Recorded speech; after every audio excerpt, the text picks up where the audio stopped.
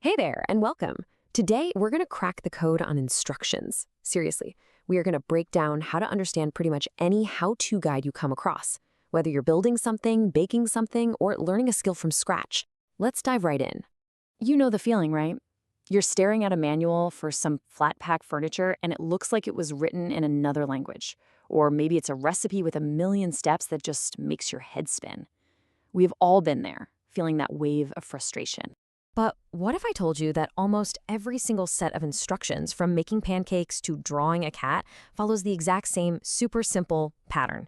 It's true. And once you see it, you can't unsee it, and suddenly everything just clicks. So let's pull back the curtain and take a look at this secret. There's actually an official name for these kinds of how-to guides, and knowing it is the first step to mastering them all. It's called a procedural text. Okay, that sounds kind of academic, I know, but all it really means is a guide that tells you how to do something. That's it. It's just the official name for any how-to guide you'll ever find. And seriously, you see them everywhere. A recipe for a hamburger, the instructions for putting together a table, a step-by-step guide for drawing. Yep, they're all procedural texts. They all have the same job, to give you directions so you can get something done. So what is this secret pattern I've been talking about? Well, it turns out every single procedural text is built from just three simple parts. Think of it like a universal blueprint that works for all instructions. These are the three core pieces of the puzzle: the goal, the materials, and the method. Let's break down what each of these means using a pretty delicious example. First up, you've got the goal. This is just a fancy way of saying, what are we trying to do here? In a recipe, it's usually the title, like how to make a basic hamburger. This is your final product. It's the whole reason you're here in the first place. Next up, the materials, or in this case, the ingredients.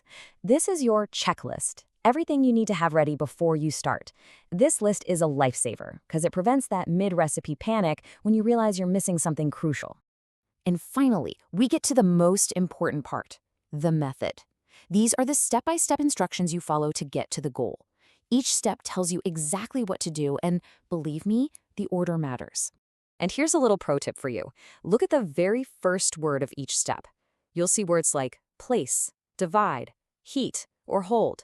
These are your action words. They are the commands, the engines that drive the entire process. Okay, enough theory, right? Let's put our new blueprint to the test. We're going to learn a brand new skill right here, right now, by breaking down the instructions for using chopsticks. And look at that. Here's our blueprint in action. The goal is super clear. Use chopsticks correctly. And the materials? Nice and simple. Just a pair of chopsticks. So let's check out the method. All right, let's go through it. See those action words? Step 1, you hold. Step 2, you position. Step 3, align. And here's the real secret in step 4. You only move the top chopstick. The bottom one stays totally still. That's the whole trick. And this is a fantastic tip to keep in mind. Don't get all tense. The real movement comes from your fingers, not your whole hand or your wrist. And hey, just like any new skill, it takes a little practice, so just try to relax and have fun with it. Now, if you're finding it a little tricky, and hey, no shame in that, there is an absolutely brilliant hack that makes it so much easier for beginners. Yeah, you can make cheater chopsticks. And there is nothing wrong with making things easier when you're just starting out. It's so easy. You just need a little piece of paper and a rubber band. You roll up the paper, stick it between the ends of the chopsticks, and wrap the band around to hold it. And just like that, they act like a pair of tongs. They'll spring open on their own, so you only have to think about the closing part. Genius! So, by understanding this one simple blueprint, you've pretty much unlocked a new superpower. You now have the key to figuring out almost any set of instructions you'll ever come across. So let's do a quick recap. First, any how-to guide is just a procedural text.